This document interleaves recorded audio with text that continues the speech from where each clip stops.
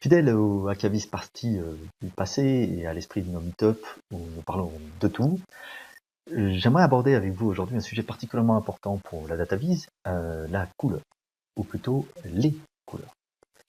D'abord, combien y a-t-il de couleurs? Les gens ne sont jamais d'accord sur ce sujet et cela n'est pas nouveau.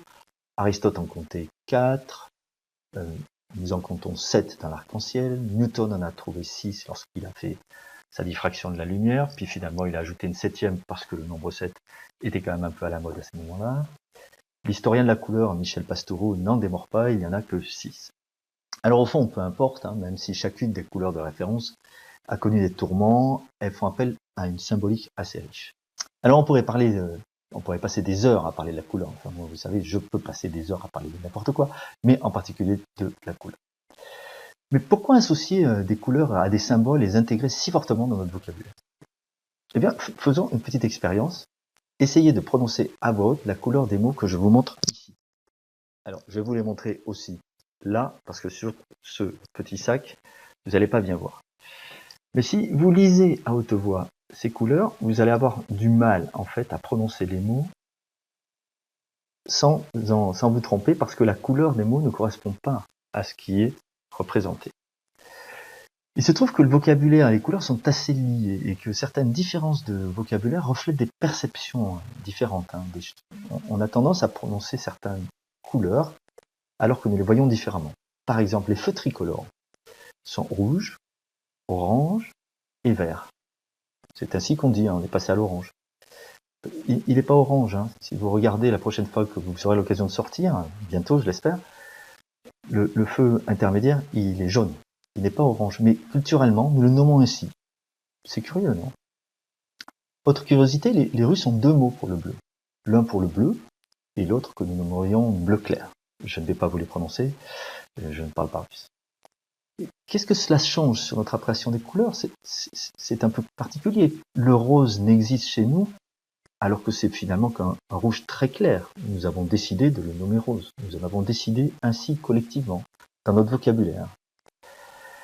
Alors en 1999, une équipe de chercheurs est partie en Papouasie-Nouvelle-Guinée, dans la tribu des Bérimons. Et ils ont été réaliser une expérience bien étrange. Elle est allée tester si le découpage des couleurs pouvait être différent entre des occidentaux et d'autres cultures comme celle des Bérimons.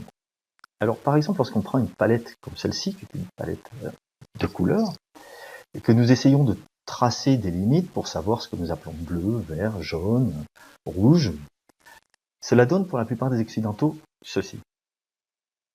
Et bien chez les Bérimons, ça donne pas du tout cela. Ça donne quelque chose de très différent avec des découpages très différents.